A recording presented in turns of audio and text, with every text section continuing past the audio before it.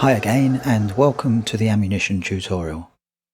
Ammunition is a program compressor limiter and it can be used on the master bus, the submix bus and on individual instruments. I'm going to show you the controls and how they interact with each other, including some examples to give you a better idea of how the interface actually works. Hopefully, as I progress, it will help you realize the power of ammunition and it will encourage you to experiment for yourself. Ammunition features dual optical compressors, plus a master section consisting of a limiter and clipper.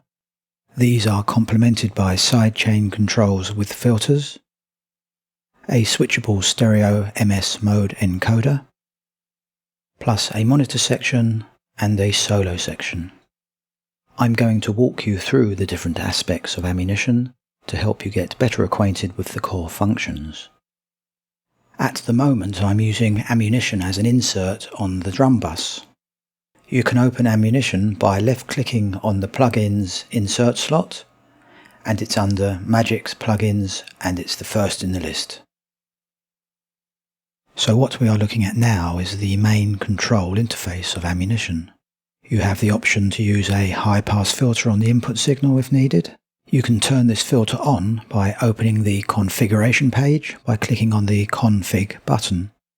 The filter on-off button is located in the options just to the right of the label high pass filter input. You can then change the cutoff frequency by adjusting the slider just below. The slider below that will change the filter order.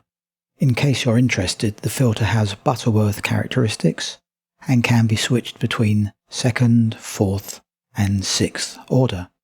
To obtain the best results, the use of subwoofers in an acoustically treated room is recommended.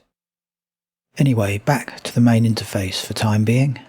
The signal then enters the MS encoder, and this has two modes.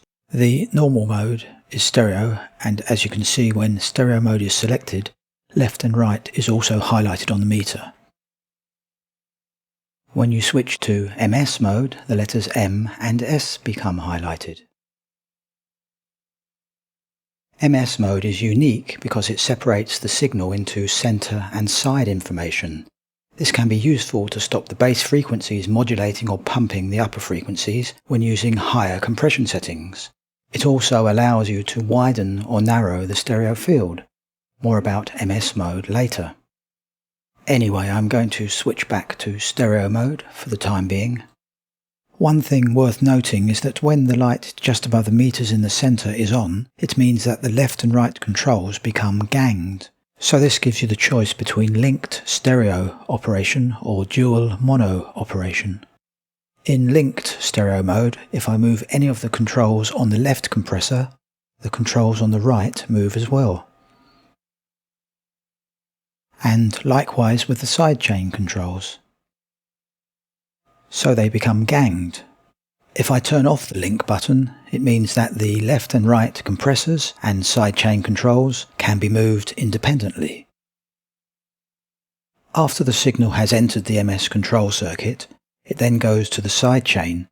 You can then use the sidechain to edit the frequency of the signal which is about to go to the compressor. By clicking on SC, you can then listen to the sidechain signal.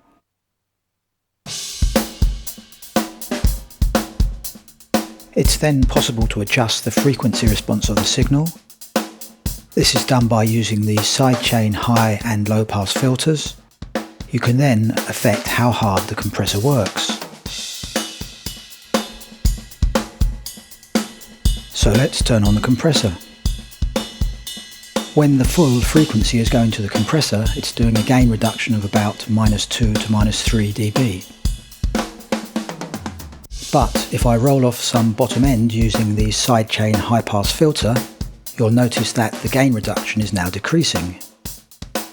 This is because there is now less low frequency energy going to the compressor, so as a result the compressor doesn't have to work so hard.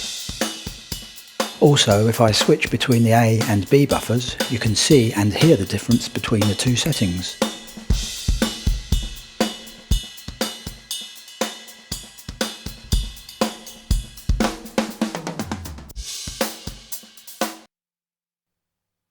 So what you were seeing there was how the sidechain filter can affect an incoming signal, which in turn affects the way the compressor responds and how much gain reduction is applied to that signal.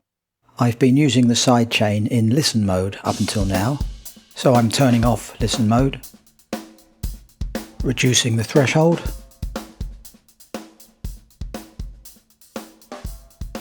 increasing the makeup gain of the compressor to compensate for the reduction in volume, increasing the slope and winding back the response time. You can now hear the drum kit getting fairly heavily compressed at all frequencies.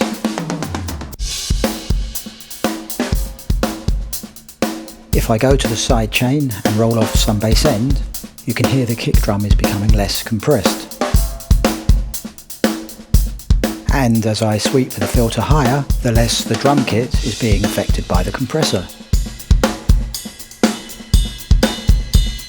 If I do an A-B, you can hear the difference.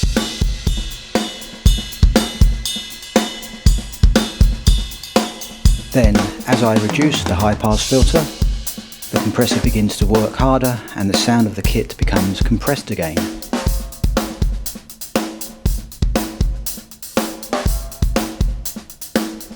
Remember, you can always click on SC1 or 2 if you want to hear the sidechain. So now you have an idea of how the sidechain filters can influence the way the compressors react. A quick word about the metering in ammunition. When the switch is set to reduction, the two outer curved analog style VU meters give an indication of the gain reduction being applied by the compressors. If I hit play now, there is nothing showing on the meters because the compressors are not switched on. When I switch on the compressor, we can now see the amount of gain reduction.